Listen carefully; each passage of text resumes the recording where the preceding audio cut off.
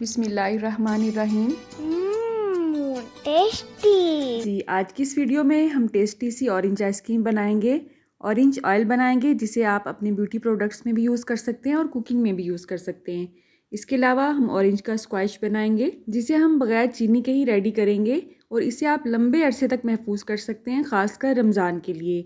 इसके अलावा हम ऑरेंज पाउडर बनाएंगे, इसे भी आप अपने ब्यूटी प्रोडक्ट्स में भी यूज़ कर सकते हैं और कुकिंग में भी यूज़ कर सकते हैं। अगर आप इनमें से कोई एक वीडियो देखना चाहते हैं तो आपने वीडियो को स्किप करके नहीं देखना है, बल्कि डिस्क्रिप्शन बॉक्स में जाना है, वहाँ पे वीडियोस की टाइमिंग मेंशन है, वहाँ क्लिक करेंगे तो आप डायरेक्ट उसी वीडियो पे पहुँच जाएंगे। ठीक है, तो चलें आज की इस वीडियो का आगाज़ इस दुआ के साथ करते हैं कि अल्लाह आप सबका दस्तरखान सजाए रखे और हम सबको सेहत और ईमान का रिज़्क अता फरमाए। टेस्टी। बिस्मिल्लाहिर्रहमानिर्रहीम। टेस्टी। जी हाँ, आज हम बनाएंगे बहुत ही टेस्टी ऑरेंज आइसक्रीम। बहुत ही कम आइसक्रीम पार्लर्स ऐसे होते हैं जो कि आइसक्रीम्स में ऑरेंज का फ्लेवर रखते हैं। अगर आपको कभी इत्तेफाक हुआ हो ये फ्लेवर टेस्ट करने का तो आपको यकीनन अंदाज़ा होगा कि ये कितना टेस्टी होता है। अगर आपको ये फ्लेवर खाने का इत्तेफाक कभी नहीं हुआ है तो आप खाएं और अपने हाथों से बना के खाएं, क्योंकि इसकी रेसिपी बहुत ही आसान है। सिर्फ 3 अज्जा से हम इसे रेडी करेंगे इंशाल्लाह, और इसका रिजल्ट आपको बाजार वाली आइसक्रीम से भी अच्छा मिलेगा इंशाल्लाह। आइसक्रीम के लिए आपको कौन सी क्रीम सेलेक्ट करनी चाहिए इसके बारे में भी हम डिस्कस करेंगे, और अगर आपके पास वो क्रीम नहीं है तो उसके मजीद ऑप्शंस क्या हो सकते हैं ये भी हम डिस्कस करेंगे। तो इससे पहले कि आपके मुंह का पानी आपके मोबाइल पे टपकने लगे, चलें अपनी रेसिपी स्टार्ट करते हैं।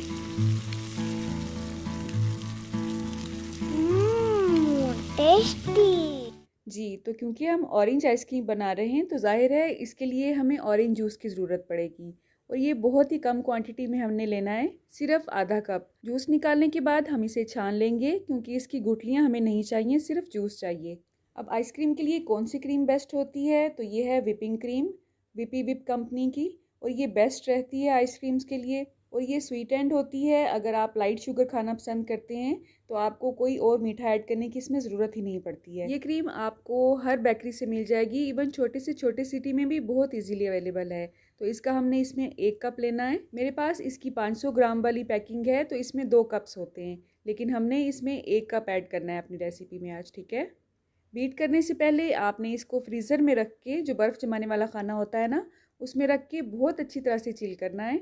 जितनी अच्छी ये ठंडी होगी उतनी ही जल्दी ये बीट होगी। अब यहाँ पे आपने परेशान नहीं होना है कि इस रेसिपी में तो कंडेंस्ड मिल्क जा रहा है, क्योंकि कंडेंस्ड मिल्क घर में बनाना बहुत ही आसान है। जस्ट आपने 1 कप दूध लेना है, आधा कप उसमें चीनी ऐड करनी है और दोनों चीज़ों को इतना पकाना है कि वो हाफ कप रह जाए। बस इतनी सी बात है और आपका कंडेंस्ड मिल्क रेडी हो जाता है। तो फिलहाल मैंने 1/4 कप में जो जूस हमने निकाला था ना, वो अच्छी तरह से ऐड करके बीट किया है, और उसमें आप चाहें तो फूड कलर ऐड कर सकते हैं, अगर ना चाहें तो आप उसे स्किप कर दें। तो कंडेंस मिल्क और ऑरेंज जूस को आपने पहले अच्छी तरह से बीट करके मिक्स कर लेना है और उसके बाद इसे क्रीम में ऐड कर देना है। ठीक है, अगर आप डायरेक्ट ही ऑरेंज जूस को क्रीम में ऐड करेंगे तो आपकी क्रीम ख़राब भी हो सकती है, तो आपने ये एहतियात करनी है। ठीक है, असल में मुझे ऑरेंज कलर मार्केट से मिला नहीं, तो जो हम चावलों में ऐड करते हैं ना जर्दा कलर, वही मैंने इसमें ऐड किया, लेकिन अगर आपके पास ऑरेंज कलर हो तो बहुत ही अच्छा है। अब यहाँ पे मुझे ये थोड़ी मीठी कम लग रही थी, इसलिए मैंने 3 से 4 टेबल स्पून इसमें मज़ीद कंडेंस मिल्क ऐड किए हैं। वैसे तो ये आइसक्रीम आम क्रीम से भी बन जाती है, लेकिन उस क्रीम को बीट करने का जो प्रोसेस है वो बहुत लंबा होता है और थोड़ी मेहनत तलब होता है। अगर आप विपिंग क्रीम लेते हैं, किसी भी कंपनी की लेते हैं, तो उसे बीट करने का प्रोसेस बहुत शॉर्ट होता है। सबसे पहले हमने इसे बीट करना है 1 मिनट तक लो स्पीड पे। जब ये हल्की सी फूलने लगी तो हमने इसमें कंडेंस मिल्क और ऑरेंज जूस का जो मिक्सचर रेडी किया था वो ऐड किया, और उसके बाद हमने इसे 2 मिनट तक हाई स्पीड पे बीट करना है। ठीक है, और इस सारे प्रोसेस में आपको जस्ट 3 मिनट ही लगेंगे। अगर आपने ऑरेंज जूस निकाल लिया है, कंडेंस मिल्क आपका रेडी है, तो इस सारे प्रोसेस में जस्ट 3 मिनट ही लगेंगे। अब इसे फ्रीज करने के लिए कोई भी एयर टाइट बॉक्स ले लेंगे। मार्केट वाली आइसक्रीम बॉक्स का ही खाली डब्बा मैं यूज़ कर रही हूँ आज, क्योंकि आज बच्चों की फरमाइश थी कि आज इसी बॉक्स में हमने आइसक्रीम को फ्रीज करना है। ये बात भी आपके जहन में रहे कि कंडेंस मिल्क और ऑरेंज जूस ठंडा होना चाहिए। जिन ऑरेंजेस का आप जूस निकालें उन्हें आप 1 घंटा पहले फ्रिज में रख दें और उसके बाद उसे इस्तेमाल करें आइसक्रीम के लिए। ठीक है, तो अगर आपके पास ये बॉक्स नहीं है तो परेशान नहीं होना है, इस तरह के डब्बे तो हर घर में ही मौजूद होते हैं, तो आप इसमें भी इसे फ्रीज़ कर सकते हैं, लेकिन ये एयर टाइट होना चाहिए। अब तकरीबन 5 से 6 घंटे के बाद हमने इसे निकालना है फ्रीज़र से, और आप देख सकते हैं अल्हम्दुलिल्लाह ये बहुत ही क्रीमी लग रही है। ना सिर्फ देखने में क्रीमी है बल्कि खाने में भी बहुत ही क्रीमी है और बहुत ही टेस्टी है अल्हम्दुलिल्लाह। अब हम बात करते हैं कि अगर आपके पास व्हिपिंग क्रीम ना हो तो आप कौन सी क्रीम यूज़ कर सकते हैं। तो इसके लिए आप मिल्क पैक की जो सिंपल क्रीम आती है उसे भी इस्तेमाल कर सकते हैं। इसके अलावा आजकल मिल्क पैक ने ही न्यू क्रीम इंट्रोड्यूस करवाई है आपने व्हिपिंग क्रीम, वो भी आप इसके लिए इस्तेमाल कर सकते हैं। तो आपके एरिया में जो भी ईज़िली अवेलेबल है वो आप यूज़ करें और बहुत ही टेस्टी आइसक्रीम रेडी करें। ये बात भी आपके जहन में रहे कि अगर आप व्हिपिंग क्रीम यूज़ नहीं करते हैं और सादा क्रीम यूज़ करते हैं तो इसे बीट करने के बहुत से प्रोटोकॉल होते हैं। जैसा कि इसे बीट करने के लिए क्रीम का ठंडा होना तो ज़रूरी है ही, लेकिन इसके साथ साथ जो बाउल आप यूज़ करें वो भी आपने फ्रीज़र में रख के ठंडा करना है और मशीन के जो ब्लेड्स हैं वो भी आपने फ्रीज़र में रख के पहले ठंडे करने हैं, उसके बाद बीटर पे लगाने हैं। ठीक है, अगर आपके पास बीटर अवेलेबल नहीं है तो कोई परेशानी की बात नहीं है, ये सारा काम आप हाथ वाले बीटर से भी कर सकते हैं, लेकिन जाहिर है उसमें टाइम आपको बहुत ज़्यादा लगेगा। आपके जहन में इसके अलावा कोई भी क्वेश्चन है तो आप कमेंट बॉक्स में कमेंट करके पूछ सकते हैं। आप कहाँ से और किस सिटी से मेरी वीडियो वॉच करते हैं, अगर आप मुझे कमेंट बॉक्स में बताएंगे तो मुझे बहुत खुशी होगी। अल्लाह आप सबका दस्तरखान सजाए रखे और हम सबको सेहत और ईमान का रिज़्क अता फरमाए। अल्लाह हम सब के रिस्क में कसरत, बरकत और आसानी अता फरमाए। बिस्मिल्लाहिर्रहमानिर्रहीम। आज की वीडियो देखने के बाद आप टेस्टी नहीं कहेंगे बल्कि कहेंगे ज़बरदस्त, क्योंकि आज हम घर पे ही बहुत महंगे वाला ऑयल बहुत ही आसानी से बनाने वाले हैं।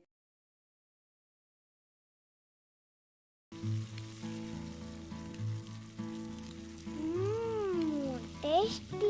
इसके लिए हमें ज़्यादा कुछ नहीं चाहिए, जस्ट एक ऑरेंज चाहिए फ्रेश वाला। तो चलें आज की वीडियो का आगाज़ इस दुआ के साथ करते हैं कि अल्लाह आप सबका दस्तरखान सजाए रखे और हम सबको सेहत और ईमान का रिज़्क अता फरमाए। उसे हमने नहीं लेना है, तो ग्रेटर की साइडों पे जो भी पील रह जाएगा उसे हमने एहतियात के साथ इस्तेमाल करना है। आप चाहें तो 2 ऑरेंजेस के भी पील ले सकते हैं। असल में इसे ऑरेंज पील नहीं कहते हैं बल्कि ऑरेंज जेस्ट कहते हैं।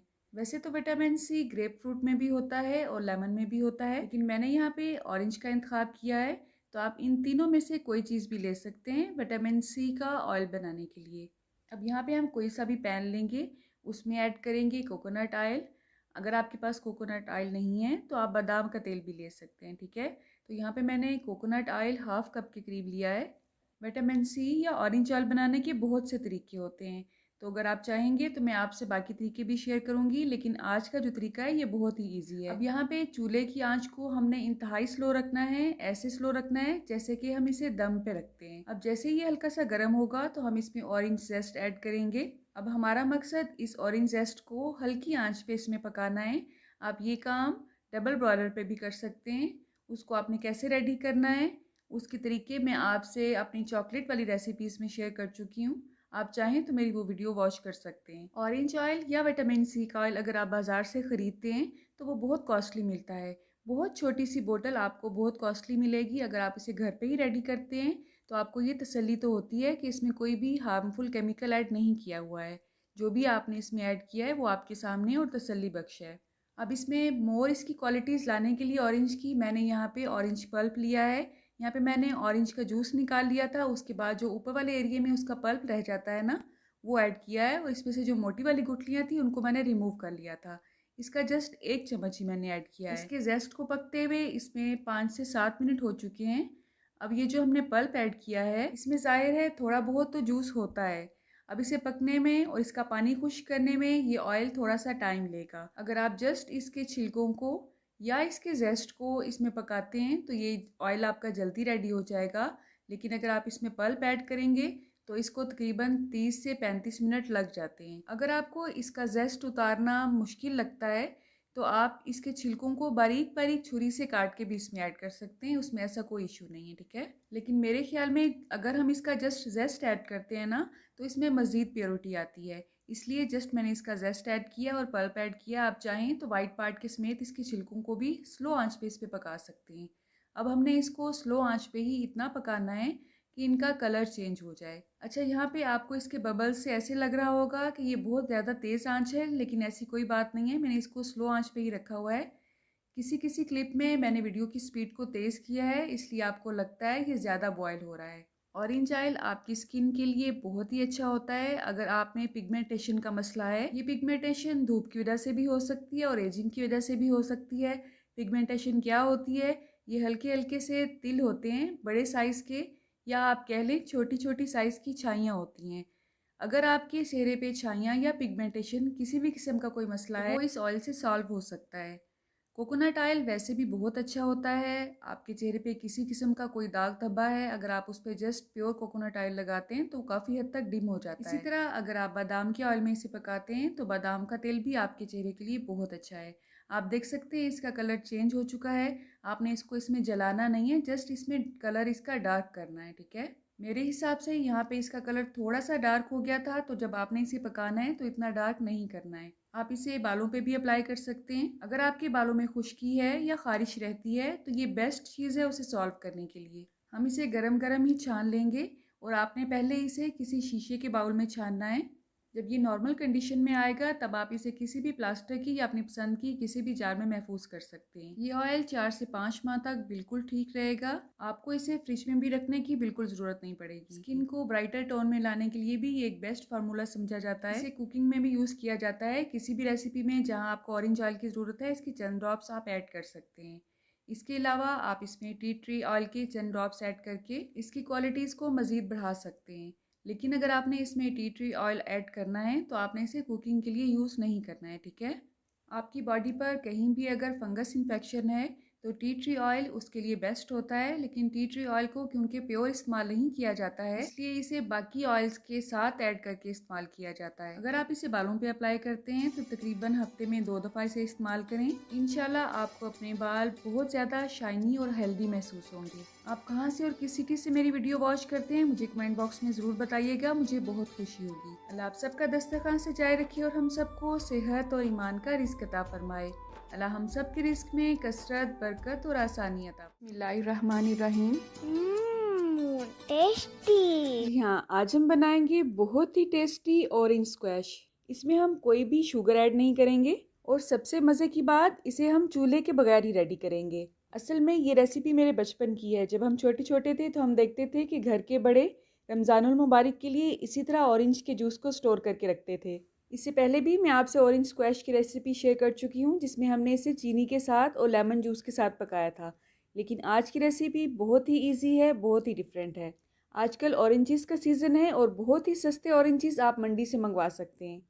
अगर आपने ऑरेंजेस की बहुत ज़्यादा रेसिपीज़ बनानी है मेरी तरह, तो मेरा मशवरा यही है कि आप इसे मंडी से ही ख़रीदें, क्योंकि मंडी में आपको एक ही फ्रूट डिफरेंट क्वालिटीज़ में और डिफरेंट प्राइसेस पे मिलता है। वैसे तो आप अपनी मर्ज़ी से किन्नू, माल्टे, मौसम्मी किसी का भी जूस निकाल सकते हैं, लेकिन यहाँ मैंने आज किन्नू का जूस निकालना है। अगर आप मंडी वाले को कहेंगे कि हमें जूस के लिए चाहिए तो आपको डिफरेंट वैराइटीज़ दिखाएगा। एक ही क्वांटिटी आपको 500 की भी मिलेगी, 800 की भी मिलेगी, 1200 की भी मिलेगी और 3000 तक मिलेगी। तो मेरा मशवरा आपको यही है कि आपने वो ऑरेंजेस सेलेक्ट करने हैं जो देखने में फ़्रेश हो और कीमत में कम हो। बाज़ ऑरेंजेस ऐसे होते हैं जो देखने में बहुत बड़े साइज़ के होते हैं लेकिन उसमें जूस बहुत कम होता है।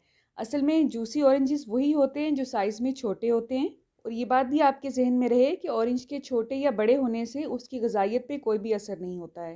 हमारे एरिया में यहाँ पे ये किलो के हिसाब से बिकते हैं, बहुत से एरियाज़ में ये दर्जनों के हिसाब से भी बिकते हैं। तो अल्हम्दुलिल्लाह ये सारे ऑरेंजेस हम जस्ट 800 रुपए की मंडी से लेके आए हैं। असल में चीज़ को स्टोर करने का मज़ा तभी आता है जब आपको वो बहुत अच्छी क्वालिटी में और बहुत सस्ते दामों मिल रही होती है, राइट।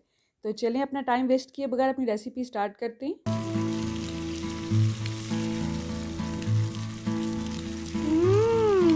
टेस्टी। तो आपने जितने भी ऑरेंजेस का स्क्वैश बनाना है, जितने भी ऑरेंजेस के जूस को स्टोर करना है, उसे आपने अच्छी तरह से पहले वॉश कर लेना है और उनको पंखे की हवा में ड्राई कर देना है।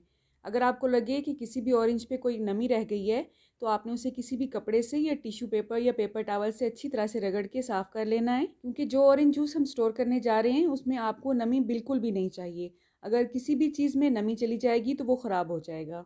क्योंकि हमने इसे बगैर चूल्हे के, बगैर कुकिंग के रेडी करना है, तो ये स्टेप बहुत ज़रूरी है। आपने इसको बिल्कुल ड्राई करने के बाद इसका जूस निकालना है, ठीक है। इसको कटिंग के लिए जो भी छुरी वगैरह आप इस्तेमाल करें, कोशिश करनी है वो भी मुकम्मल तौर पे ड्राई हो। जिस जगह पे आप इसे रखें आपने कोशिश करनी है उस पर भी नमी ना हो। ऑरेंजेस बहुत फ़ायदेमंद हैं। ऑरेंजेस की अगर अफादियत गिनाने बैठें तो एक पूरी वीडियो इस पे बन सकती है। ऑरेंजेस विटामिन सी हासिल करने का भरपूर ज़रिया होते हैं। जब भी इनका सीज़न होता है इसे खुले दिल से इस्तेमाल किया करें। इससे हमारी स्किन पे फ्रेशनेस आती है। हड्डियों, दांतों और नाखूनों के मसाइल हल करने में भी ये बहुत फ़ायदेमंद साबित होता है। इसके अलावा हार्ट पेशेंट के लिए भी ये बहुत ही फ़ायदेमंद फ्रूट है। तो इसे काटने के बाद हम इसका जूस निकाल लेंगे। आप इसे हाथ वाली मशीन से निकालें या दूसरी मशीन से निकालें, ये आप पे डिपेंड करता है। तो यहाँ पे मैं जो जग इस्तेमाल कर रही हूँ जूस निकालने के लिए, उसके ऊपर पॉइंट्स मेंशन हैं कि ये 1 गिलास है, 2 गिलास है और उसके बाद 1 लीटर का पॉइंट लगा हुआ है। आई थिंक आपको नज़र आ रहा होगा, राइट? अगर आपके पास मेजरमेंट के लिए कोई ऐसी चीज़ नहीं है तो आम मेजरमेंट यही होती है कि 1 गिलास जो स्टैंडर्ड साइज़ का होता है वो अगर 4 गिलास होते हैं तो 1 लीटर बनता है। तो आप देख सकते हैं 1 लीटर यहाँ पे हमारा पूरा हो चुका है। अब ये जो इसके छिलके हैं इसको भी आपने वेस्ट नहीं करना है। कुदरत ने इसमें भी बहुत ज़्यादा ग़िज़ाइयत रखी है। इसको हम ड्राई करेंगे और अपनी स्किन के लिए, अपनी खूबसूरती के लिए इससे बहुत कुछ बनाएंगे। वैसे तो आप जितना ज़्यादा स्टोर करना चाहें उतना ही ज़्यादा जूस इसका स्टोर कर सकते हैं। मैं आपको 1 लीटर के हिसाब से बता रही हूँ इस वक्त, ठीक है? अब इस जूस को हमने किसी प्लास्टिक या स्टील के बर्तन में शिफ्ट करना है। इसके अलावा आपने किसी भी स्टफ़ का कोई बर्तन नहीं लेना है। अब इसको स्टोर करने के लिए जो चीज़ हम इसमें ऐड करेंगे वो है सोडियम बेंजोएट। आपने परेशान नहीं होना है कि ये हम कहाँ से लेंगे, कहाँ से मिलेगा, कैसे अवेलेबल होगा। ये आम पंसारी की दुकान से या आपके एरिए में जिस दुकान पे आपको बेकरी आइटम्स मिलते हैं वहाँ आपको ये बहुत इजीली अवेलेबल होता है। तो 1 लीटर में इसका हमने 1 ग्राम ऐड करना है। अगर आपको इसकी मेजरमेंट का अंदाज़ा नहीं होता है तो आपने उसी शॉप वाले से कहना है कि हमने इतने लीटर जूस को स्टोर करना है, उसका केमिकल हमें दे दें। जैसे कि 5 लीटर, 10 लीटर, उसी हिसाब से आपको ये केमिकल दे देगा। अब आप में से बहुत से लोग परेशान हो रहे होंगे कि ओहो, इसमें तो हमने केमिकल ऐड कर दिया, इसके तो बहुत से नुकसानात हैं। तो ऐसी बात नहीं है। असल में जब हम इसे स्टोर करेंगे और जितने अरसे के लिए इसे स्टोर करेंगे उस दौरान इसकी जो केमिकल का रिएक्शन या जो भी इसका असर है वो ख़त्म हो जाएगा। तो 1 लीटर में 1 ग्राम सोडियम बेंजोएट, ठीक है? इसको आपने जिस चम्मच से भी मिक्स करना है वो स्टील का होना चाहिए या प्लास्टिक का होना चाहिए और वो मुकम्मल तौर पे ड्राई होना चाहिए। अब इनको आपने जिस चीज़ में भी स्टोर करना है, जिस बोतल में भी स्टोर करना है, वो मुकम्मल तौर पे साफ़ सुथरी और ड्राई होनी चाहिए। यहाँ पे मैंने जो आम कोका कोला वाली बोतल्स होती हैं उनको अच्छी तरह से धोने के बाद धूप में रख दिया है। अब जब ये मुकम्मल तौर पे ड्राई होंगी तो हम इसे यूज़ करेंगे। अगर आपको किसी बोतल में भी नमी नज़र आ रही है तो आपने उसमें इसे स्टोर नहीं करना है, जैसा कि इस बोतल में आपको नज़र आ रही है। इसमें डालने से आपका जूस ख़राब हो सकता है। लेकिन अगर आपने फ़ौरी बोतलें धोई हैं और फ़ौरी आपने उसे इस्तेमाल किया है तो उसका हल भी है हमारे पास। तो यहाँ पे मेरे पास कुछ फैंसी शीशे की बोतलें थी, मैं उसमें भी इसे स्टोर करूँगी और कुछ को मैं प्लास्टिक की बोतलों में स्टोर करूँगी।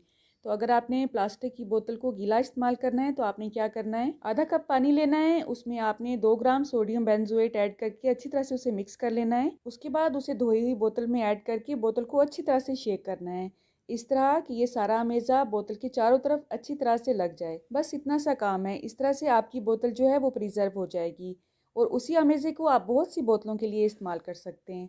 बोतल के साथ साथ जो उसके ढक्कन आप इस्तेमाल करें वो भी बिल्कुल ड्राई होने चाहिए, या फिर इसी तरह सोडियम बेंजोएट वाले अमेज़े में डिप करने के बाद आपने उसे बोतलों पे लगाना है, ठीक है? तो इस जूस को अभी हमने फ़ौरी इस्तेमाल नहीं करना है क्योंकि इसमें हमने केमिकल ऐड किया है।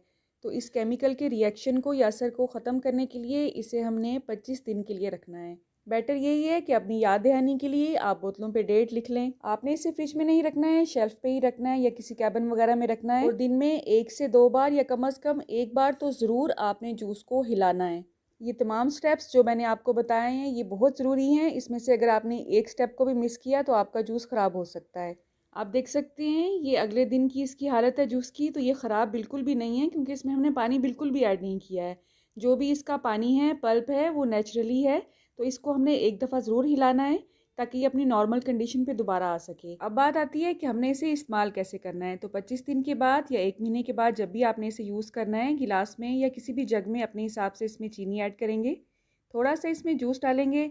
आपने इसको जितना भी थिक या पल्पी बनाना है उतना ज़्यादा ही इसमें ऑरेंज स्क्वैश को ऐड करेंगे। बहुत से लोग जब इसमें केमिकल ऐड करते हैं साथ ही इसमें चीनी भी ऐड कर देते हैं, तो वो भी ठीक है। अगर आप ऐसा करना चाहें तो ऐसा भी कर सकते हैं। अगर आप चाहेंगे तो वो रेसिपी भी मैं आपसे शेयर करूंगी। उसमें फूड कलर भी यूज़ किया जाता है इसके कलर को इन्हेंस करने के लिए और इसको मीठा करने के लिए इसमें शुगर ऐड की जाती है। इसको मज़ीद खट्टा करने के लिए इसमें टार्टरी यूज़ की जाती है। तो हमने ऐसा कुछ भी यूज़ नहीं किया है इसमें, जस्ट इसमें सोडियम बेंजोएट इसको प्रिजर्व करने के लिए ऐड किया है। लेकिन मेरी तरह बहुत से लोग इसको विदाउट शुगर पीना चाहते होंगे, तो ऐसे लोगों के लिए ये रेसिपी परफेक्ट है। अगर आप इसमें शुगर ऐड करना चाहें तो बाद में ऐड कर सकते हैं, नहीं तो आप अपने हिसाब से स्क्वैश में जितना चाहें पानी ऐड करें और इसे वैसे ही इंजॉय करें। ये बहुत हेल्दी ड्रिंक है। मुझे यकीन है मेरी ऑरेंजेस की बाकी रेसिपीज़ की तरह ये रेसिपी भी आपको इंशाल्लाह बहुत अच्छी लगेगी। अगर आप भी मेरी तरह ऑरेंज लवर हैं तो मेरे चैनल से इन टच रहिएगा, क्योंकि आने वाले दिनों में मैं ऑरेंजेस की मज़ीद रेसिपीज़ आपके साथ शेयर करूँगी इंशाल्लाह। अल्लाह आप सबका दस्तरखान सजाए रखे और हम सबको सेहत और ईमान का रिज़्क अता फरमाए। अल्लाह हम सब के रिज़्क में कसरत, बरकत और आसानी अता फरमाए। बिस्मिल्लाहिर्रहमानिर्रहीम। टेस्टी। जी हाँ, ये टेस्टी ऑरेंजेस ना सिर्फ खाने में टेस्टी होते हैं, बल्कि अगर हम इसे अप्लाई करते हैं अपनी स्किन पे, अपने बालों पे, तो ये उसके लिए भी बहुत ही फ़ायदेमंद हैं। तो आज की इस वीडियो में आपको पता चलेगा कि आपने ऑरेंज पाउडर कैसे बनाना है, इसे आपने अपनी ब्यूटी प्रोडक्ट्स में कैसे यूज़ करना है, इसे आप अपने खानों में इस्तेमाल कर सकते हैं कि नहीं, इसका पाउडर बनाने के लिए आपको किन किन एहतियातों की ज़रूरत होगी, इसके पाउडर को आप कैसे और कितने लंबे अरसे के लिए महफूज कर सकते हैं, इस पाउडर को हम कहाँ-कहाँ इस्तेमाल कर सकते हैं और कैसे इस्तेमाल कर सकते हैं और इसके फ़ायदे क्या हैं। तो इन तमाम सवालों के जवाब हासिल करने के लिए आपने वीडियो के एंड तक मेरे साथ रहना है। तो चलिए अपना टाइम वेस्ट किए बगैर अपनी वीडियो स्टार्ट करते हैं।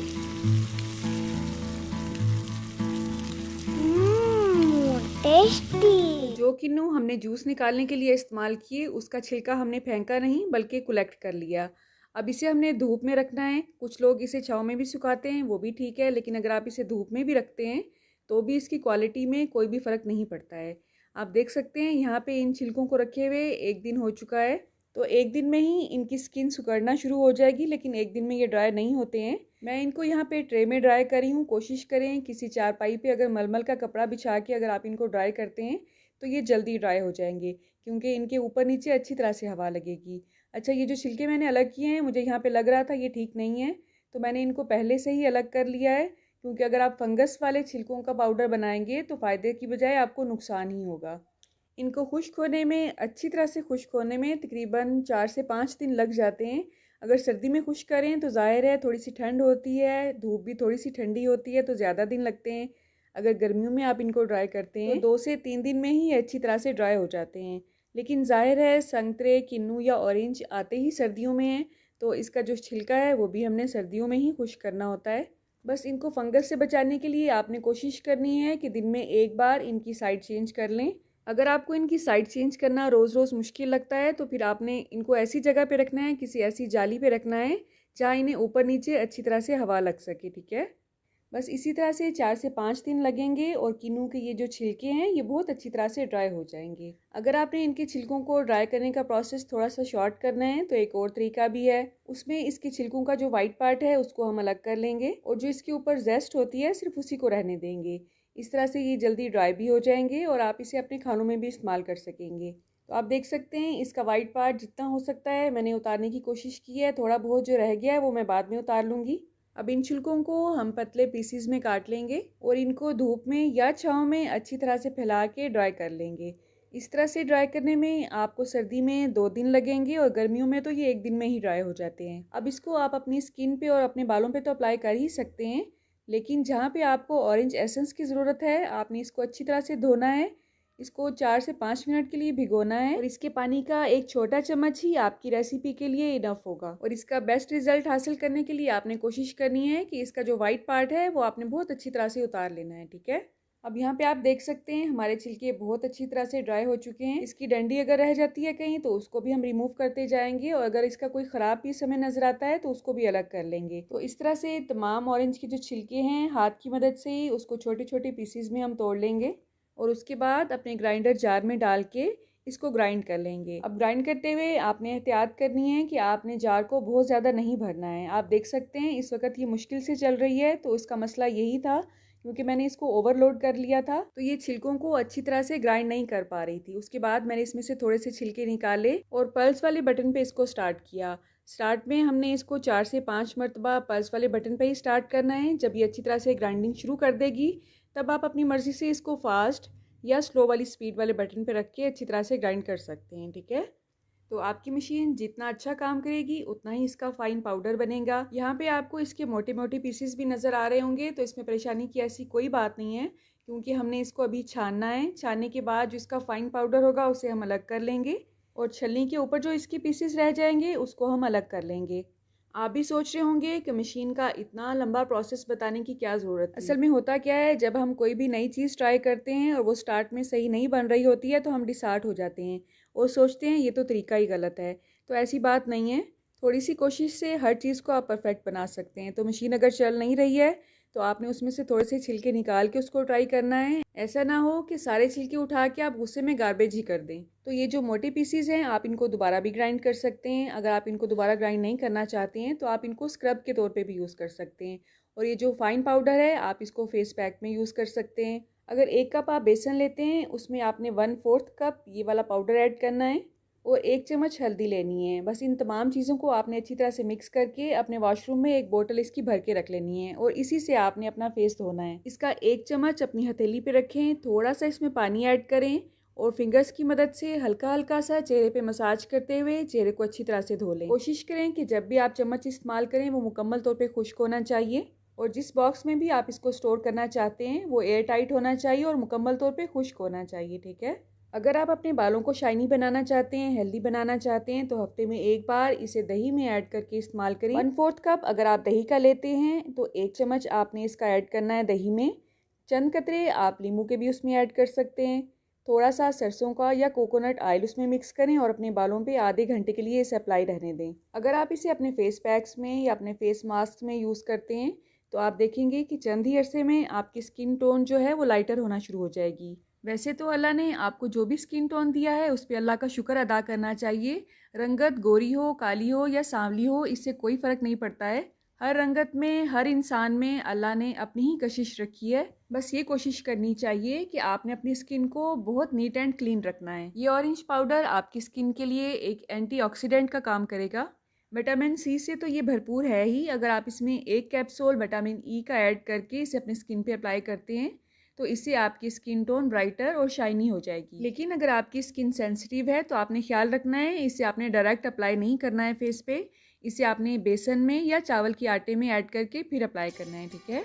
अगर आप कुकिंग रेसिपीज़ के अलावा इस तरह की रेसिपीज़ देखना चाहते हैं तो आपने कमेंट बॉक्स में मुझे ज़रूर बताना है और ये भी ज़रूर बताना है कि आप कहाँ से और किस सिटी से मेरी वीडियो वॉच कर रहे हैं। मुझे बहुत खुशी होगी। अल्लाह आप सबका दस्तरखान सजाए रखे और हम सबको सेहत और ईमान का रिज़्क अता फरमाए।